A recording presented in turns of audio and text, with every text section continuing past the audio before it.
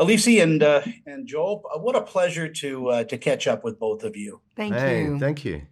especially on this because I am such a science fiction fan, but I love science fiction that I have to work at a little bit, and this is so brilliantly written. And I'm going to start with Joel.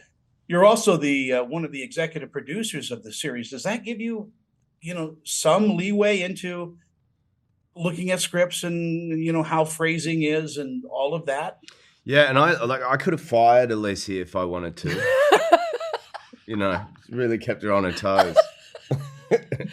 No, yeah, exactly what you were talking about. I got invited into the creative process of the transformation of the book into the series. Mm. Which was a real pleasure to be sat in a kind of a group of people all kind of working out what of the book can we expand on as we make a series to develop in slightly, be to honor the book, but to, what else can we find in these characters and the history of the characters? And certainly there's stuff that the audience who've read the book will find in the series that wasn't there, but it will feel like a great honoring plus more for those people. Elise, do you enjoy science fiction and fantasy Yeah, films? absolutely. I love it. I had the happy coincidence of working on a couple of projects that are in this theme.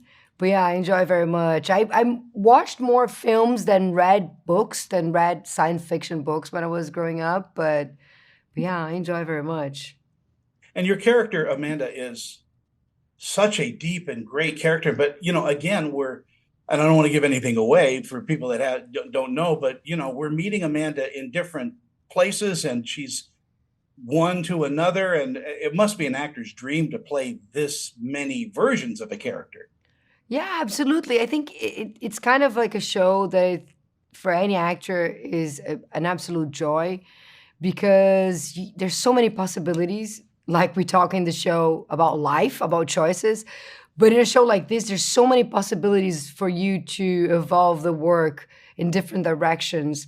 If you're playing different versions of the same human being, it's different than playing twins because the challenge is completely different. It's like the nuances, and I think that for an actor is always amazing. Mm. Joel, in our final seconds we have, what do you think audiences are going to take away from watching Dark Matter?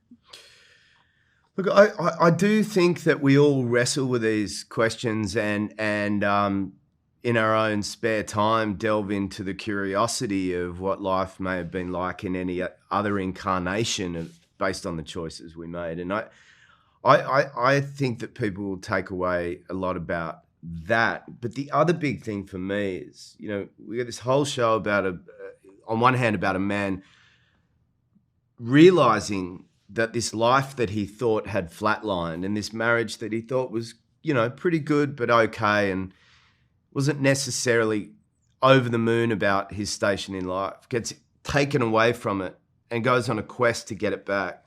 And to me, that says a lot about the gratitude we can have if we step outside of ourselves for a second and go, okay, yes, life could be better, but life can also always be a lot worse for most of us. So that sense of gratitude, I think, is a real takeaway. And I have a sense of gratitude to both of you for your time today. Thank you so much. Thank Thank you. you.